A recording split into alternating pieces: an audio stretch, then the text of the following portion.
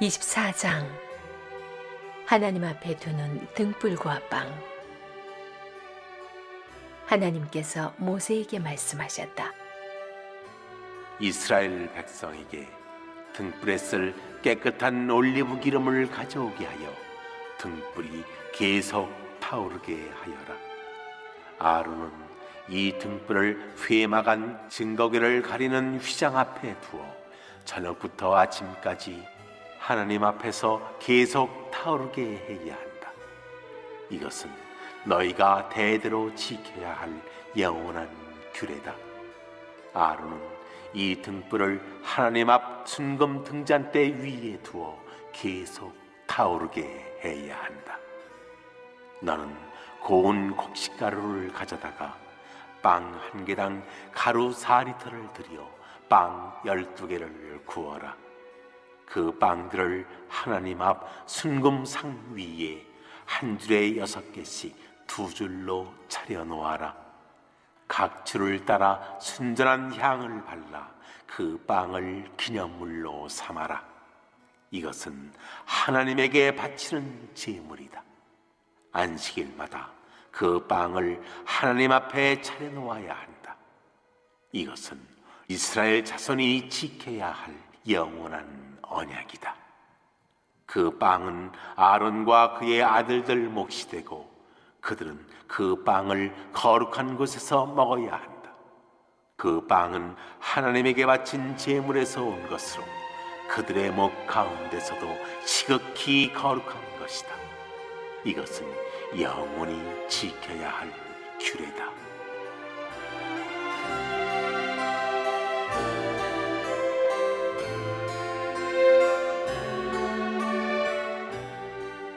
하나님을 모독하는 자. 어머니는 이스라엘 사람이고 아버지는 이집트 사람인 한 남자가 있었다. 하루는 그가 외출하여 이스라엘 사람에게로 갔는데 진안에서 그와 어떤 이스라엘 사람 사이에 싸움이 일어났다. 그 이스라엘 여인의 아들이 하나님의 이름을 모독하고 저주했다.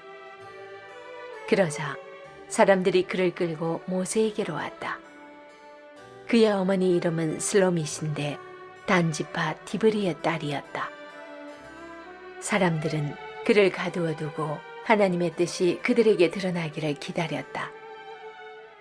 하나님께서 모세에게 말씀하셨다. 하나님을 모독한 그 자를 진 밖으로 끌어내라.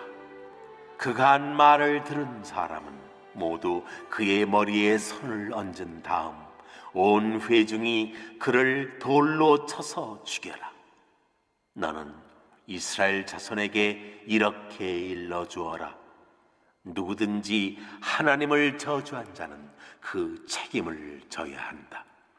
누구든지 하나님의 이름을 모독한 자는 사형에 처해야 한다. 온 회중이 그를 돌로 쳐서 죽여야 한다. 외국인이든 본국인이든 하나님의 이름을 모독한 자는 사형에 처해야 한다. 누구든지 사람을 때려 죽게 한 사람은 사형에 처해야 한다. 다른 사람의 짐승을 죽인 사람은 그것을 물어주어야 한다. 생명은 생명으로 갚아야 한다. 누구든지 이웃에게 상처를 입힌 사람은 자신이 입힌 만큼 되받게 될 것이다. 골절에는 골절로, 눈에는 눈으로, 이에는 이로 되받게 될 것이다. 이웃에게 상처를 입힌 만큼 그 자신도 상처를 입게 될 것이다. 짐승을 때려 죽게 한 자는 그것을 물어주어야 한다. 그러나 사람을 때려 죽게 한 사람은 사형에 처해야 한다. 여기에 예외는 없다. 외국인이나 본국인에게나 같은 법이 적용된다. 나는 하나님, 너희 하나님이다. 모세가 이렇게 이스라엘 백성에게 말하자 그들은 하나님을 모독한 자를 진 밖으로 끌어내어 돌로 쳐서 죽였다. 이스라엘 백성은 하나님께서 모세에게 명령하신 대로 행했다.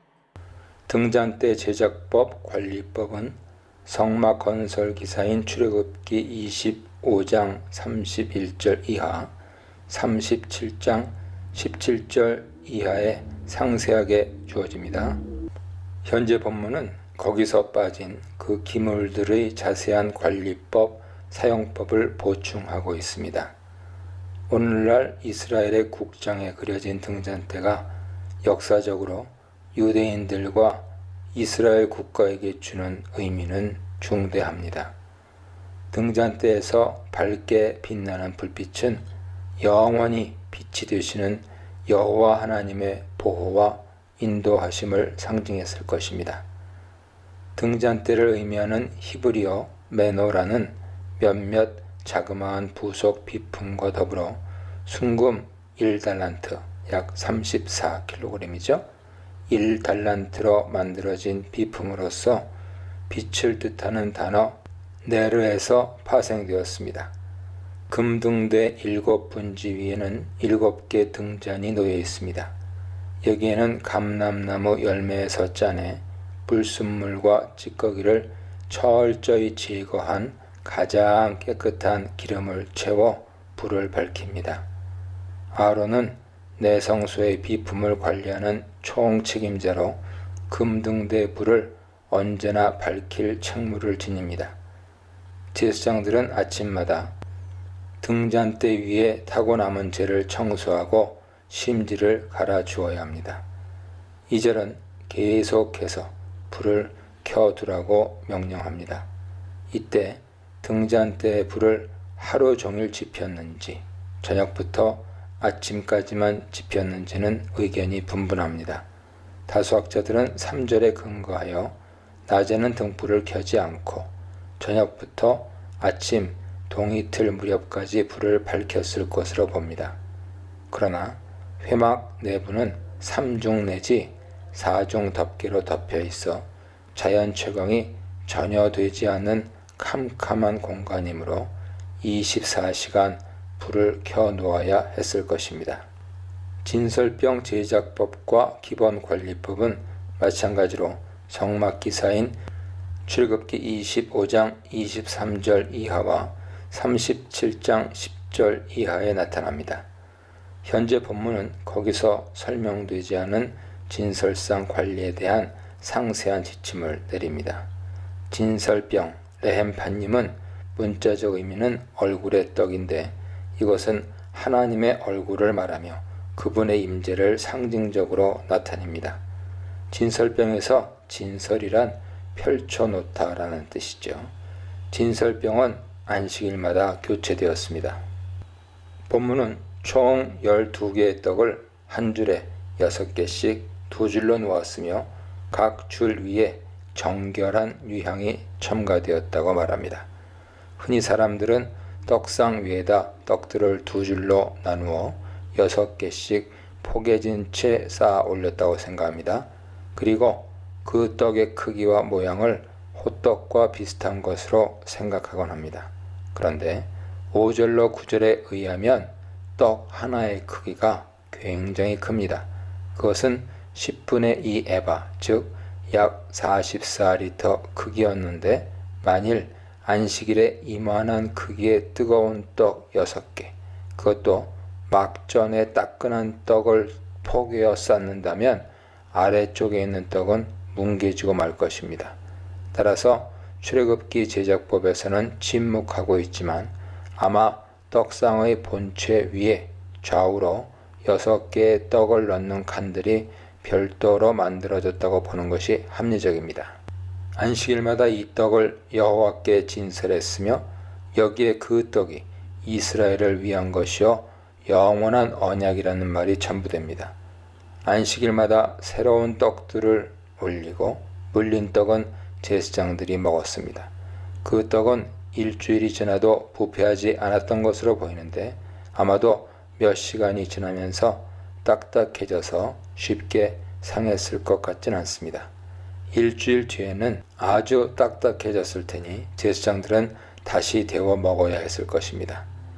영원한 언약이라는 명칭은 이 떡의 매우 중요한 기능을 시사합니다. 안식일마다 떡을 하나님께 바친 것은 하나님 앞에서 언약의 식탁이 계속 진행된다는 것을 말해줍니다. 10절로 14절입니다. 레위기는 대부분 법규와 명령, 훈계로 가득 차 있지만 법 제정의 흐름을 일시적으로 가로막는 단편적인 두 개의 에피소드가 끼어 있습니다. 전반부에서는 그것이 아론의 두 아들 나답과 아비후의 신성 모독죄와 죽음이었고 10장에서 나왔죠. 후반부인 현재 에피소드에서는 어떤 혼혈인 이스라엘 사람 하나의 신성 모독죄와 죽음입니다. 나답과 아비후는 잘못된 제사로 하나님의 성전을 더럽힌 반면 혼혈 이스라엘 사람은 저주와 모독으로 하나님의 성호를 더럽혔습니다. 전자는 하나님의 직접적인 불의 심판으로, 후자는 하나님을 대신한 백성들의 투석형으로 처형되었습니다. 이 비슷한 두 에피소드가 레위기 16, 17장을 중심으로 양쪽에 배치된 것은 결코 우연이 아닙니다. 더구나 이 두 이야기의 대조적인 성격은 그들의 신분에서도 드러납니다. 전자는 이스라엘 백성 중 가장 중심된 신분의 제사장들인 반면 후자는 아버지가 이집트인으로 혈통상 경계선에 놓인 사람입니다. 이스라엘이 처음 이집트를 나올 때부터 여러 민족들과 함께 공동체를 이루며 나온 점으로 미루어볼 때 이스라엘 공동체는 처음부터 일종의 개방사회, 열린 공동체로서 구약의 교회였다고 볼 수 있습니다. 그럼에도 이방인 출신의 개종자가 공동체의 순결성을 더럽힐 위험은 상존했을 것입니다. 아마 레위기는 의도적으로 양극의 신분을 지닌 비극적 에피소드를 제시함으로써 제사장부터 이스라엘 경계선에 있는 사람들에 이르기까지 모든 이스라엘 백성들이 하나님께 불경죄를 저지를 경우 준엄한 죽음의 심판을 면치 못한다는 것을 가르치고 있는 것으로 보입니다. 15절로 23절입니다. 흥미롭게도 여호와의 이름을 더럽히는 신성모독죄를 처리하는 과정에서 돌연 동해동형법이 선포됩니다. 한 가지 가능한 해석은 이 법안이 모독과 손상의 점진적 상승과 하강의 교차구조를 형성하면서 하나님의 이름을 더럽히는 신성모독을 모든 살해 행위의 정점에 있는 일종의 신적 살해 행위로 보고 있다는 것입니다. 19, 20절에 동해동용법을 중심으로 16절에 신적 살해와 처형 지시, 17절에 사람 살해와 처형, 18절에 짐승 살해와 배상, 이어 21절 상반절에 짐승 살해와 배상, 21절 하반절로 22절에 사람 살해와 처형, 그리고 23절에 신적 살해의 처형 집행으로 구성되어 있는 것이죠. 이 구조의 동심원 중심에서 동해동형법의 원리가 주어지는데 이 법은 사실상 신적 살해에도 적용된다고 볼 수 있는 것입니다. 신에 대한 저주란 일종의 신을 죽이는 행위를 암시합니다. 일반적으로 구약에서 저주란 단어는 상대방의 멸망과 관련이 있기 때문입니다. 따라서 현재 본문은 하나님에 대한 저주라는 일종의 신적 살해 행위에서 출발하여 인간 살해, 동물 살해에 이르는 각각의 살해에 대한 법적 규정을 제시하고 있습니다. 신적 살해가 회중이 돌로 주인을 맞춰 죽이는 가장 끔찍한 방식으로 처형됩니다. 여호와를 반역하면 모두 이처럼 투석형에 처하고 아마도 사체는 불태워졌습니다. 반면 단순 살인죄에는 회중 전체가 동참하는 사형 대신 사법적 절차에 따른 처형이 집행된 것으로 보입니다. 여기서 살인이 여호와의 저주와 동일한 처벌을 받는 데는 인간이 하나님의 형상을 지니고 있다는 점이 근거가 됩니다. 따라서 살인이란 하나님에 대한 저주와 더불어 하나님의 권위를 침해하는 또 다른 형태의 신성 모독이라 볼 수 있습니다. 이 동해 동양법의 잔인성으로 인해 고대로부터 랍비들과 대부분의 학자들은 이 법이 역사적으로 실천된 적이 없으며 실천을 목적으로 제정된 것이 아니라고 주장해 왔습니다. 그러나 이 법이 역사적으로 실천된 적이 없는지 몰라도 문자적 실천을 염두에 두지 않았다고 하기에는 이 법이 선포되는 분위기는 아주 진지하고 하나님의 경고는 대단히 엄중합니다.